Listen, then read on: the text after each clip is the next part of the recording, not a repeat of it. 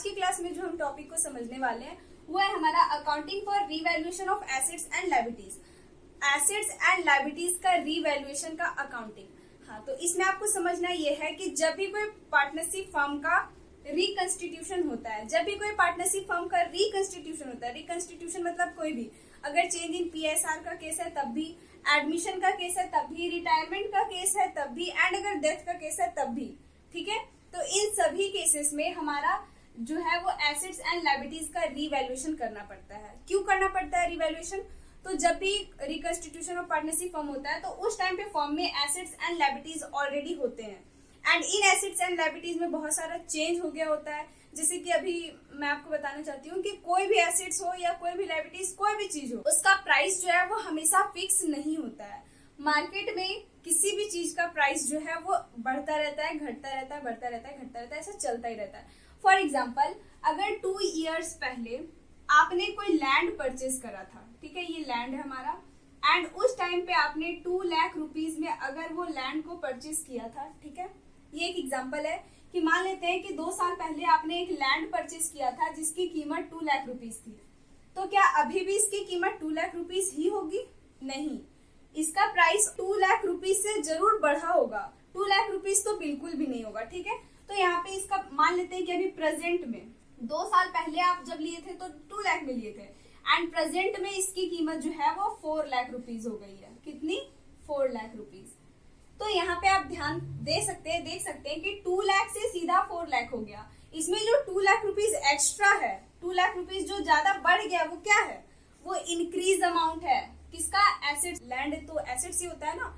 हाँ, तो यहाँ पे 2 लाख से 4 लाख हो गया, तो 2 लाख रुपीज जो है वो यहाँ पे बढ़ गया। ये प्रॉफिट हो गया, फायदा हो गया ना। लिए थे 2 लाख में, अगर अभी उसको सेल करने जाएंगे तो 4 लाख में सेल करेंगे, तो यहाँ पे 2 लाख रुपीज तो बढ़ा है, जो दिख रहा है 2 लाख रुपीज, ठीक है। हाँ, तो वहीं पे यही चीज हमें समझना है कि कोई भी एसेट्स एंड लायबिलिटीज का वैल्यू में जो चेंज आता है उसे रिकॉर्ड करना, ठीक है, उसे ही हम रिकॉर्ड करने के लिए आज सीखेंगे। तो यहाँ पे हमें एसेट्स एंड लायबिलिटीज को रिकॉर्ड करने के लिए एक अकाउंट बनाना पड़ता है, एंड वो अकाउंट है हमारा revaluation account. Yes, revaluation account, इसे हिंदी में पुनर्मूल्यांकन खाता कहते हैं, ठीक है। तो अभी हम सभी रीवैल्यूएशन अकाउंट के बारे में समझेंगे कि रीवैल्यूएशन अकाउंट क्या है, जिसे हम पुनर्मूल्यांकन खाता कहते हैं, ठीक है। तो रीवैल्यूएशन अकाउंट क्या है? तो revaluation account is a nominal account. ये एक नॉमिनल अकाउंट होता है। नॉमिनल अकाउंट तो आपको याद होगा ना, वैसा अकाउंट जिसका सारा एक्सपेंस एंड लॉसेस को डेबिट में दिखाते हैं एंड सारे इनकम्स एंड गेन्स को क्रेडिट में दिखाते हैं। तो सेम थिंग यहाँ पे होने वाला है। रिवैल्यूएशन अकाउंट जब हम बनाएंगे तो इसमें जितने भी इनकम्स एंड गेन्स होंगे उन्हें हम क्रेडिट में दिखाएंगे, एंड जितने भी एंड एक्सपेंसेस एंड लॉसेस को डेबिट में दिखाएंगे, ठीक है। तो यहाँ पे रिवैल्यूएशन अकाउंट क्या है? तो revaluation account is a nominal account and it is prepared for distribution and transfer of profit arising due to change in assets and liabilities। ऐसा प्रॉफिट या लॉस जो एसेट्स एंड लायबिलिटीज के कारण से हुआ है उसका रिकॉर्डिंग करने के लिए, उसका डिस्ट्रीब्यूशन करने के लिए हम रिवैल्यूएशन अकाउंट बनाते हैं। And revaluation account is a nominal account. Okay, ये क्या है? तो एक नॉमिनल अकाउंट है। ओके, एंड नॉमिनल अकाउंट का रूल कहता है कि all expenses and losses are debit and all incomes and gains are credit. जितने भी एक्सपेंस या लॉस हो रहे हैं उन्हें हम डेबिट में दिखाएंगे, एंड जितने भी इनकम या गेन हो रहे हैं उन्हें हम कहाँ दिखाएंगे? क्रेडिट में। ओके, तो all expenses and losses are debit and all incomes and gains are credit. वही चीज हमारा रिवैल्यूएशन अकाउंट में भी होने वाला है, बट ये रिवैल्यूएशन अकाउंट जो है वो एसेट्स एंड लायबिलिटीज का चेंज को बस रिकॉर्ड करता है, ठीक है। एसेट्स एंड लायबिलिटीज का चेंज को रिकॉर्ड किया जाता है किसमें? रिवैल्यूएशन अकाउंट में। एंड कैसे रिकॉर्ड करते हैं अब हम इसे भी समझ लेते हैं, ठीक है। तो रिवैल्यूएशन अकाउंट बनाते हैं तो ये अकाउंट है, अकाउंट फॉर्मेट में बनेगा। तो रिवैल्यूएशन अकाउंट का जो फॉर्मेट होता है हमारा वो बहुत ही सिंपल है। ये हमारा इस टाइप से होता है, जैसे कि प्रॉफिट एंड लॉस अकाउंट बनाते हैं ना, बिल्कुल वैसे ही। आप यहाँ पे लिख देना revaluation account, okay, and it is debit and it is credit. ये हमारा हो जाता है particulars and it is amount, ठीक है। तो ये हमारा फॉर्मेट है रिवैल्यूएशन अकाउंट का, पार्टिकुलर्स अमाउंट, पार्टिकुलर्स अमाउंट। अब डेबिट में क्या दिखाना है, क्रेडिट में क्या दिखाना है? तो सपोज अकाउंट्स तो बहुत ही प्रैक्टिकल सब्जेक्ट है, आप ये जानते हैं, एंड अब आपको एकदम प्रैक्टिकली सोचना होगा। आपने 2 साल पहले एक लैंड परचेज किया था जिसकी कीमत 2 लाख रुपीस थी, ठीक है, जिसकी कीमत 2 लाख रुपीस थी एंड अभी प्रेजेंट में उसकी कीमत 4 लाख रुपीस हो गई है। तो क्या ये प्रॉफिट है या लॉस है? यस, ये प्रॉफिट है। 2 लाख में परचेज किया था हमने एंड इसका जो अभी प्रेजेंट में रेट है वो 4 लाख हो गया, तो 2 लाख का यहाँ पे प्रॉफिट है ना। एंड प्रॉफिट को किधर दिखाएंगे? तो all incomes and gains are credit. ये इनकम या गेन जो है वो क्रेडिट में होगा, तो ये एक तरह से गेन है एंड गेन को हम क्रेडिट में दिखाएंगे। तो यस, हम इसे क्रेडिट में दिखाएंगे, बट किस नेम से? तो आपने लैंड परचेज किया था ना, तो लैंड के नेम से दिखाएंगे। बट हम यहाँ पे बस ये एक फॉर्मेट है हमारा, ठीक है, ये बस एक फॉर्मेट है। फॉर्मेट समझने के लिए मैं आपको बता रही हूँ। तो हम यहाँ पे लिखेंगे लैंड अकाउंट, सॉरी, तो हम यहाँ पे लिखेंगे by assets account, okay, assets account and increase, इधर क्रेडिट में दिखा रहे हैं वो इंक्रीज अमाउंट को दिखाएंगे। कितना? तो 2 लाख बढ़ा है ना, तो 2 लाख, ठीक है। ये आपको समझ में आ गया कि जब इंक्रीज होगा एसेट्स का वैल्यू तो उसे हम क्रेडिट में दिखाएंगे। वैसे हम इसे नोट कर लेते हैं, इसे समझने में हमें आसानी होगी, ठीक है। तो मैं यहाँ पे लिख देती हूँ कि इंक्रीज एंड डिक्रीज कौन कौन से सिचुएशन में होगा, ठीक है। ये तो हमारा फॉर्मेट है, आपको पता ही है। तो चलिए हम नोट कर लेते हैं। सबसे पहली बात, एक्सपेंस या लॉस कब कहेंगे? तो जब एसेट्स का वैल्यू बढ़ेगा तब, या जब एसेट्स का वैल्यू घटेगा तब। तो ये तो कोई पूछने वाली बात है क्या? जब एसेट्स का वैल्यू अगर बढ़ेगा इसका मतलब कि वो क्या है? इनकम है। तो यस, हम क्रेडिट में दिखाएंगे जब हमारा एसेट्स का वैल्यू जो है वो बढ़ेगा, ठीक है। Increase in the value of, increase in the value of assets, okay. अगर बढ़ा वैल्यू तो वो इनकम है, उसे हम क्रेडिट में दिखाएंगे रिवैल्यूएशन अकाउंट में। नेक्स्ट, अगर घट जाएगा वही एसेट्स का वैल्यू, इसका मतलब कि वो लॉस है, उसे हम डेबिट में दिखाएंगे रिवैल्यूएशन अकाउंट में, ठीक है। तो यहाँ लिख देते हैं decrease in the value of assets, okay. चलिए, ये आ गया समझ में। अब बात करते हैं लायबिलिटीज का। अगर लायबिलिटीज बढ़ा है तो क्या है और घटा है तो क्या है, इसमें आपको थोड़ा सा समझना है ध्यान से। जैसे कि लायबिलिटीज मतलब क्या होता है? हमारा दायित्व, ठीक है। एक तरह से आप बोल सकते हैं सरदर्द, जिसे आपको पे करना है। अगर आप लोन ले रखे हैं 10,000 रुपीज का, लेट मान लेते हैं कि आपने 10,000 रुपीज का लोन ले रखा है, तो ये आपका एक लायबिलिटीज है, आपको ये पे करना होगा, ठीक है, आपको ये पे करना होगा। तो अगर लायबिलिटीज मान लेते हैं कि लोन में आपका इंटरेस्ट जुड़ गया है और इंटरेस्ट जोड़ते जोड़ते ये 15,000 रुपए हो गया है, तो बताइए, इंटरेस्ट जोड़ते जोड़ते लोन आप लिए थे 10,000 का, हो गया 15,000, तो क्या अब ये आपका प्रॉफिट है या लॉस है? आप लिए थे 10,000 का, अब आपको पे करना पड़ रहा है 15,000 का, तो ये क्या है? लॉस है ना। हाँ, तो अगर लायबिलिटीज का वैल्यू बढ़ा, इसका मतलब कि आपका ये डुबा दिया आपको, ये लॉस है आपका, ठीक है। एक्सपेंस लॉस आप बोल सकते हैं। तो हम यहाँ लिख देते हैं increase in the value of liabilities, ठीक है, एल है, okay. Increase in the value of liabilities. वहीं अगर ऐसा है कि आपने ये 10,000 रुपीज का लोन जो है, मान लेते हैं कि 10,000 रुपीज का लोन जो है वो आप अपने किसी फ्रेंड से लिए हैं, ठीक है, एंड आपका दोस्त जो है वो बोल रहा है चल छोड़, तुम मुझे 10,000 मत देना, 2,000 दे देना या फिर 5,000 दे देना। मतलब वो 10,000 बोल रहा है मत देना, तुम 10,000 से मुझे कम देना। तो आप तो 10,000 लिए थे, लेकिन अब आपको कम देना पड़ रहा है। लायबिलिटीज का वैल्यू जो है, ये लोन का वैल्यू आपका 10,000 था और आपका दोस्त आपसे 5,000 मांग रहा है, ये अमाउंट मांग रहा है, तो ये कम हो गया ना, 5,000 रुपया तो कम हो गया ना। तो इससे मतलब कि आपको 5,000 का फायदा हो रहा है। 10,000 आप लिए थे, आपको 5,000 आप वापस करना है, तो 5,000 आपके पास बच गया ना, ये फायदा है ना आपका। हाँ, तो जब लायबिलिटीज का वैल्यू कम हो जाए तो वो आपका इनकम होता है, उसे आप क्रेडिट में दिखाएंगे, ठीक है। तो आप इधर इसे नोट कर सकते हैं, decrease in the value of liabilities, decrease in the value of liabilities, okay. Spelling समझ जाना, थोड़ा मिस्टेक टाइप, मैंने थोड़ा मिस्टेक टाइप लिखाया होगा, ठीक है। तो आई होप कि आपको ये तो समझ में आ गया एग्जाम्पल, तो ठीक है। चलिए आगे हम समझते हैं अब। हाँ, तो ये हो गया क्रेडिट साइड हमारा। वहीं अगर एसेट्स का वैल्यू कम हो गया तो उसे हम डेबिट में लिखेंगे एसेट्स के ही नेम से। अगर बिल्डिंग है तो बिल्डिंग, फर्नीचर है तो टू फर्नीचर, ठीक है। एंड इधर हम डिक्रीज वाला दिखाएंगे, ठीक है। ठीक है, मैं बार बार इंक्रीज एंड डिक्रीज लिख रही हूँ, कंफ्यूज मत होना आप सभी। देन है फिर increase in the value of liabilities. फिर डेबिट में हम क्या दिखाएंगे, अगर लायबिलिटीज का कोई वैल्यू बढ़ गया है, ठीक है, तो वो हमारा डेबिट में हो जाएगा 2। आप इधर लिख दीजिए लायबिलिटीज, जो भी लायबिलिटीज का नाम है, क्रेडिटर्स है तो क्रेडिटर्स, बिल्स पेबल है तो बिल्स पेबल, ठीक है, टू लायबिलिटीज अकाउंट। एंड इधर हमारा लायबिलिटीज में अगर इंक्रीज हुआ है तो उसे हम डेबिट में दिखाएंगे क्योंकि ये लॉस वाला चीज है, ठीक है। देन फिर आपका आता है बाई, क्या, अगर लायबिलिटीज का अमाउंट जो है वो कम हुआ है तो बाई लायबिलिटीज आप इधर दिखाएंगे, ओके, लायबिलिटीज अकाउंट। एंड इधर जो है आप क्या दिखाएंगे, तो लायबिलिटीज में हुआ डिक्रीज को दिखाएंगे, ओके। चलिए ये हो गया, आई होप कि आपको ये समझ में आ गया। चलिए नेक्स्ट हम समझते हैं। अब नेक्स्ट क्या है कि कोई ऐसा एसेट्स या लायबिलिटीज है जो रिकॉर्ड नहीं हुआ है, अनरिकॉर्डेड एसेट्स या अनरिकॉर्डेड लायबिलिटीज।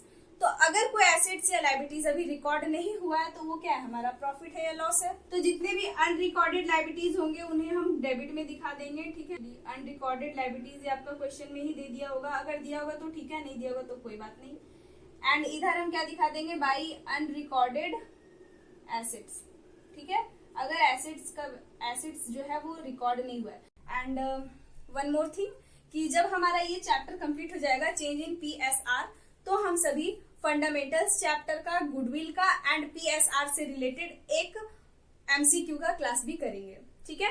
उस क्लास में हम तीनों चैप्टर से रिलेटेड कुछ बेसिक्स एमसीक्यू टाइप क्वेश्चन को सॉल्व करेंगे। एंड तो वो क्लास हमारा 2 या 3 दिन बाद आने वाला है, जब तक ये खत्म नहीं हो जाता तब तक, ठीक है। तो इतना करने के बाद आपको क्रेडिट एंड डेबिट को ऐड कर लेने हैं। तो आप देखेंगे कि अगर आपका क्रेडिट में ज्यादा है तो क्रेडिट में आपने सारी प्रॉफिट वाली चीजें दिखाई है, तो क्रेडिट में अगर आपका ज्यादा हो गया है तो इसका मतलब है कि आपको प्रॉफिट हुआ है। तो आप यहाँ लिखेंगे to profit transfer to partners capital और करेंट अकाउंट, ओके। कौन सा रेशियो में, तो इन ओल्ड रेशियो में।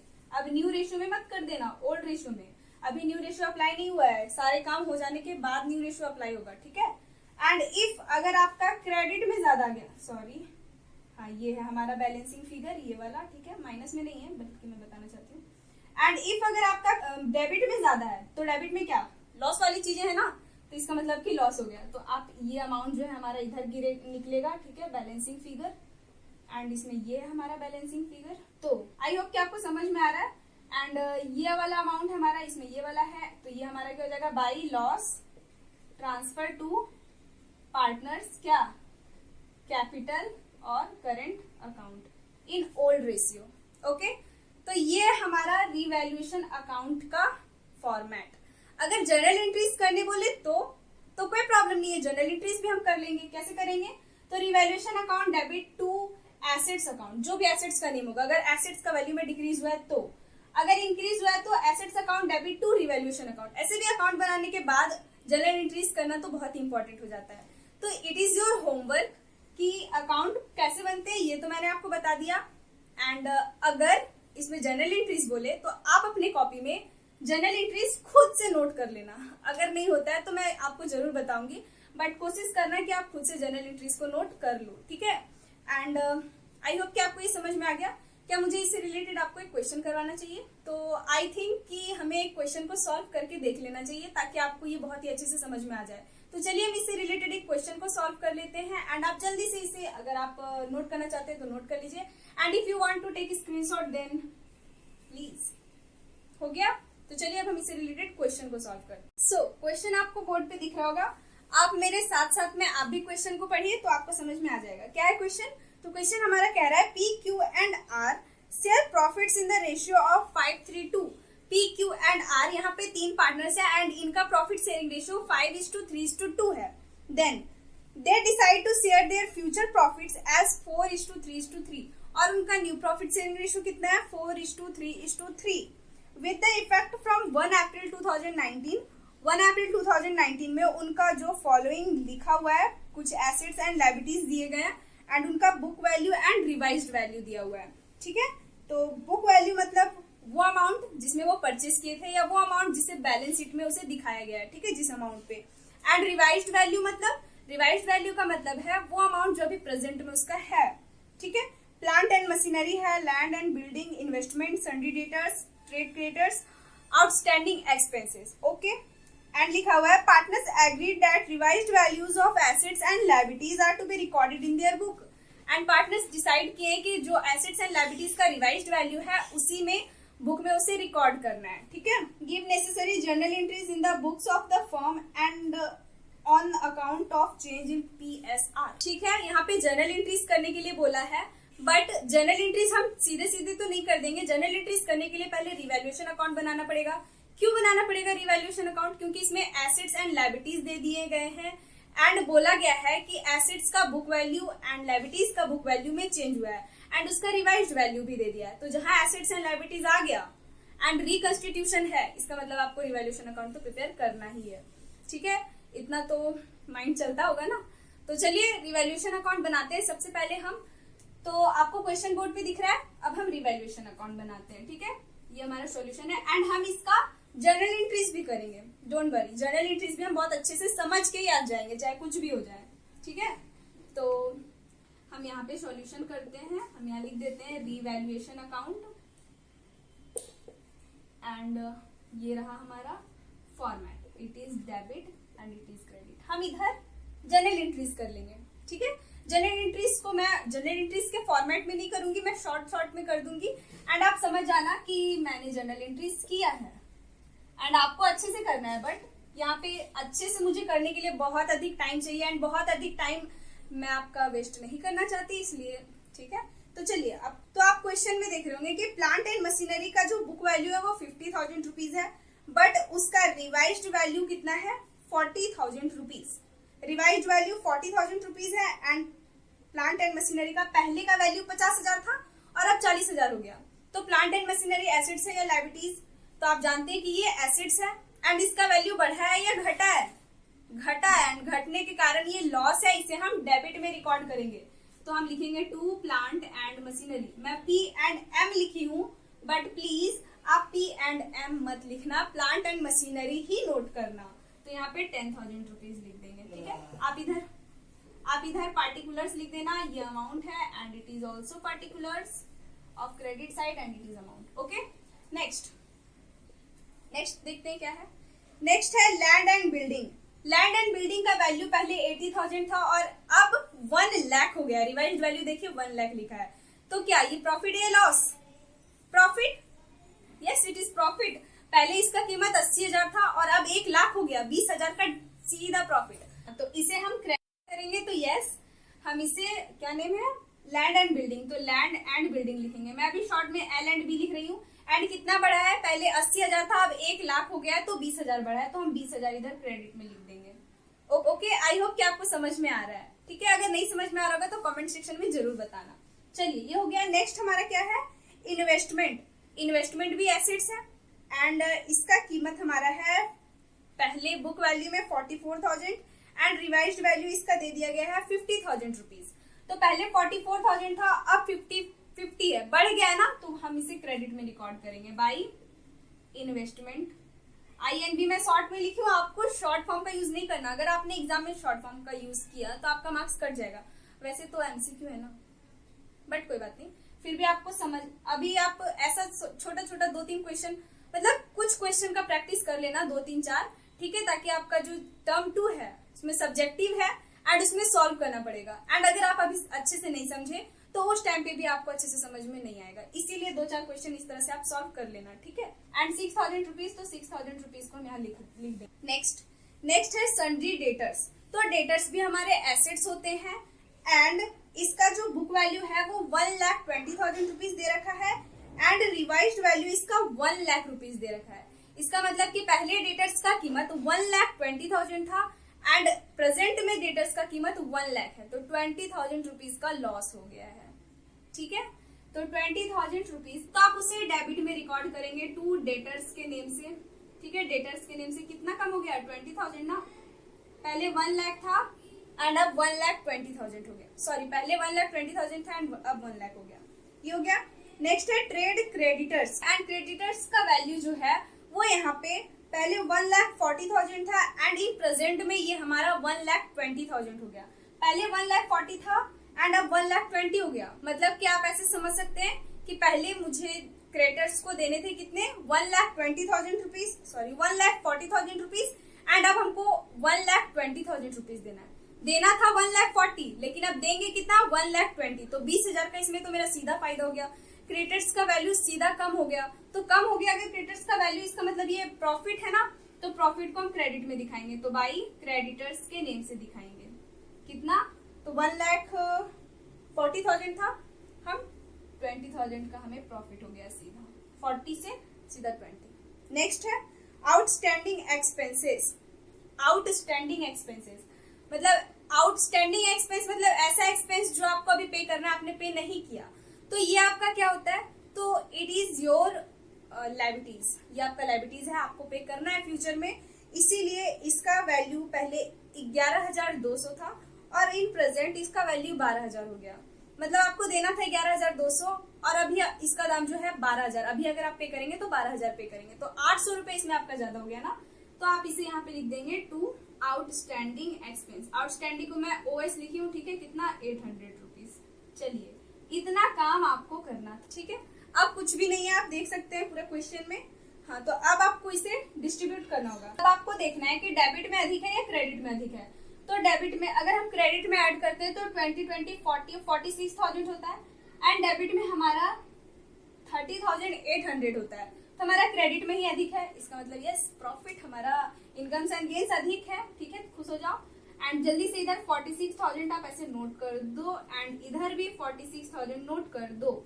एंड 46,000 में इफ हमारा अगर 30,800 इफ हमारा चला गया तो हमारे पास बचता है 15,200। तो यस हम 15,200 को दिखा देंगे as profit and it is transfer to partners.